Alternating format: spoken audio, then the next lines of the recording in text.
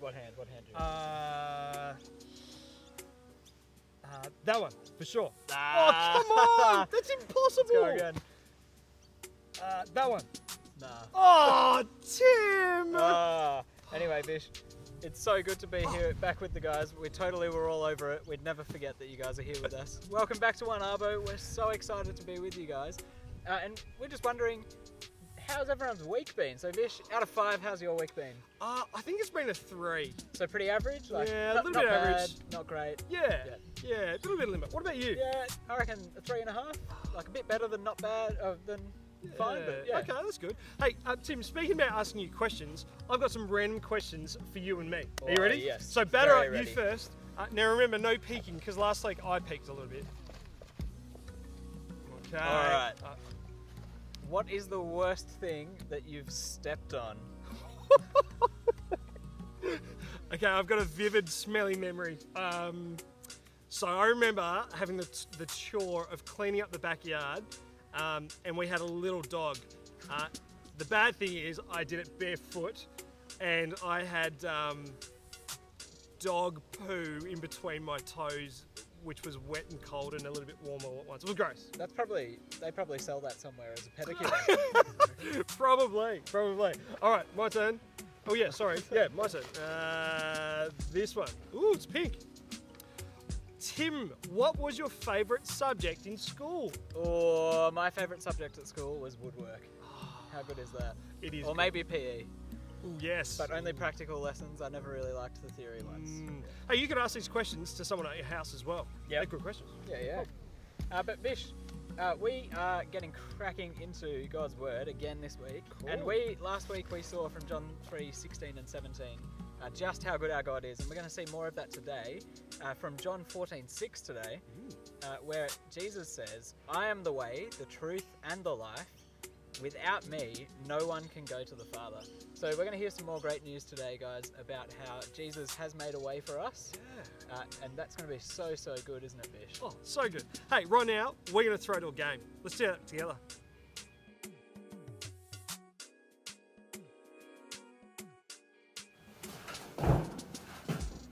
Hey onearvo, so good to be with you guys again today.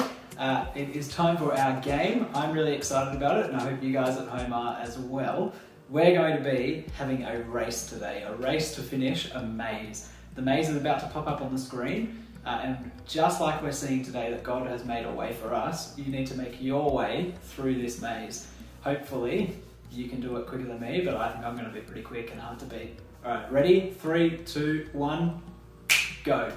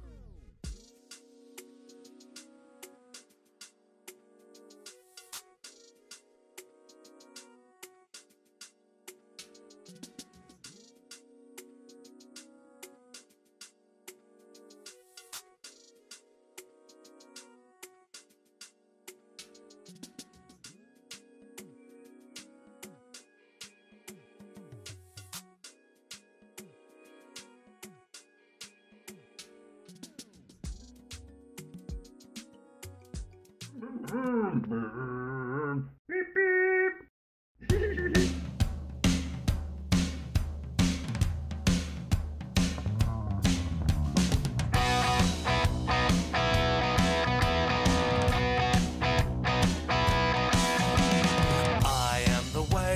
truth and the life, that's what Jesus said. I am the way, the truth and the life, that's what Jesus said.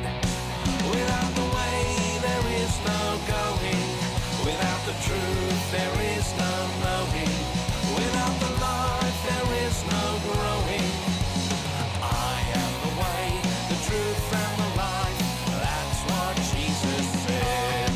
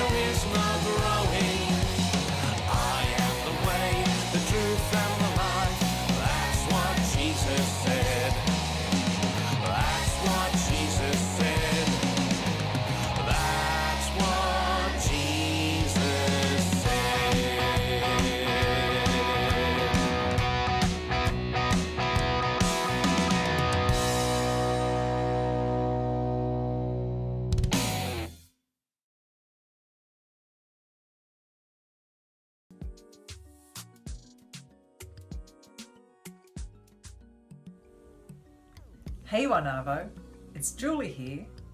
I'm going to read you a story today called God Makes a Way. Moses and God's people escaped out of Egypt and into the wilderness. They didn't know the way, but God knew the way and He would show them. I will bring you to a new home in a special land, God promised them. I will look after you. I am with you. God sent a big cloud for them to follow, a pillar of smoke stretching up to the sky. It moved in front of them as they walked and shaded them from the blazing heat of the day. And when it was time to rest, it stopped. All through the cold desert nights, it kept them warm, glowing like fire. God led His people through the desert to the edge of a great sea. They were just wondering how to cross it when suddenly they heard a terrible thundering and pounding. It sounded almost like horses' hooves. They shaded their eyes to look and screamed. It was! Pharaoh and his army were coming to get them. Pharaoh had changed his mind again. "Get my slaves back," he screeched, and charged out into the desert after them with 600 of his fastest horsemen and every single chariot in Egypt. What were God's people going to do? In front of them was a big sea. It was so big there was no way around it.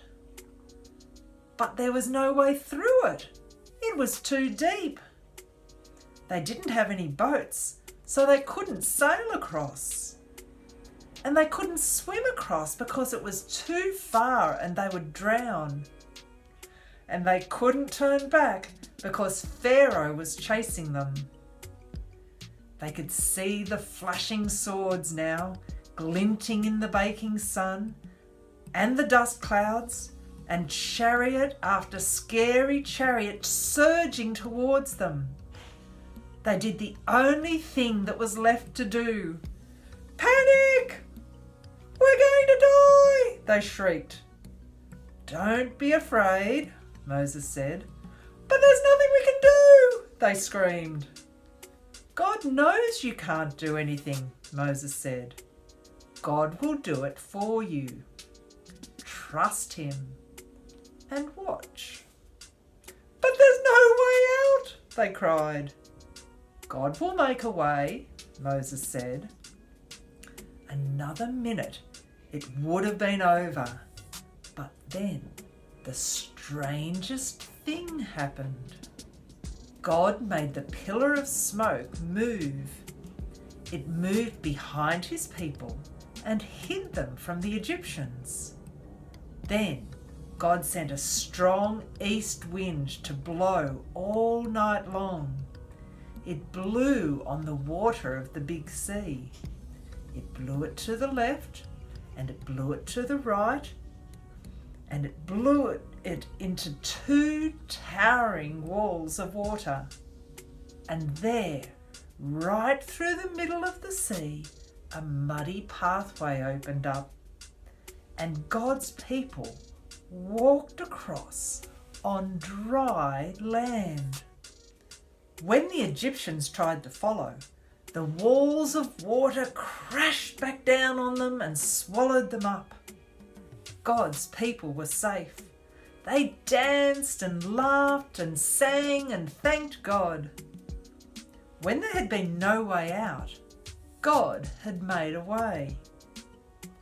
Many years later, once again, God was going to make a way where there was no way. From the beginning, God's children had been running from him and hiding. God knew his children could never be happy without him, but they couldn't get back to him by themselves. They were lost. They didn't know the way back. But God knew the way, and one day he would show them. I hope you liked that story. Are you ready to put your thinking caps on now? We're going to do some thinking together.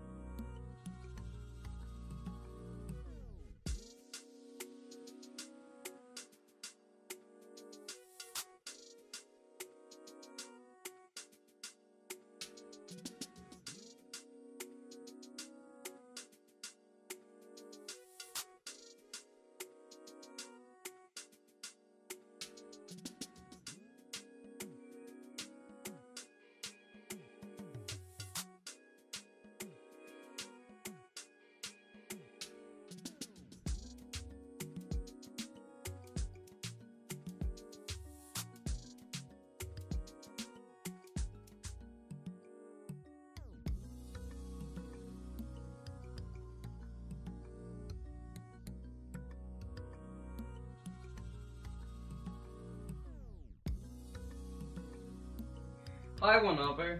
Did you know that God always finds a way for His people? For today's lockdown challenge, you'll be finding your way from the bedroom to your kitchen. First, what you want to do is find yourself a blindfold. Put it over your eyes and find someone else just so you don't bang into anything. Alright, now I'm going to try this. Come with me.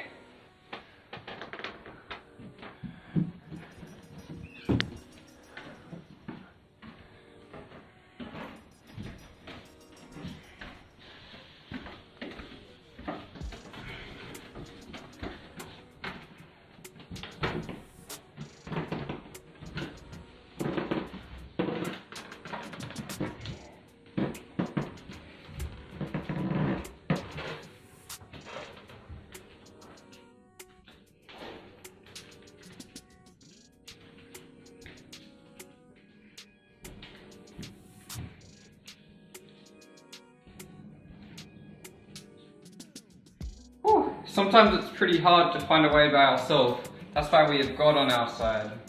Alright, see you next week. Hey Tim, you said you were going to walk with me as I did this lockdown challenge. Dude, you're not even standing up. Wait, what? Oh yeah. Yeah, sorry. That's alright. I thought you were just having a nap. No, I thought I was trying. Yeah. No, fair enough. Do you have a challenge for people, Vish? Oh, yeah, that's right. The lockdown challenge, make sure you do it. Close your eyes, use a tea towel or a hat or something to cover your eyes, and would love for you to have a crack with your family at home, right? So check out that video and keep on making those things happen. That sounds so fun. Vish, today we've seen that God makes a way, just like people might be trying to make their way from their bedroom to their kitchen or with the blindfold on. We saw that God makes a way, and that way is through Jesus. How good is that? That's great news for you and for us as well. We can't wait to see you next week. Yeah, bye!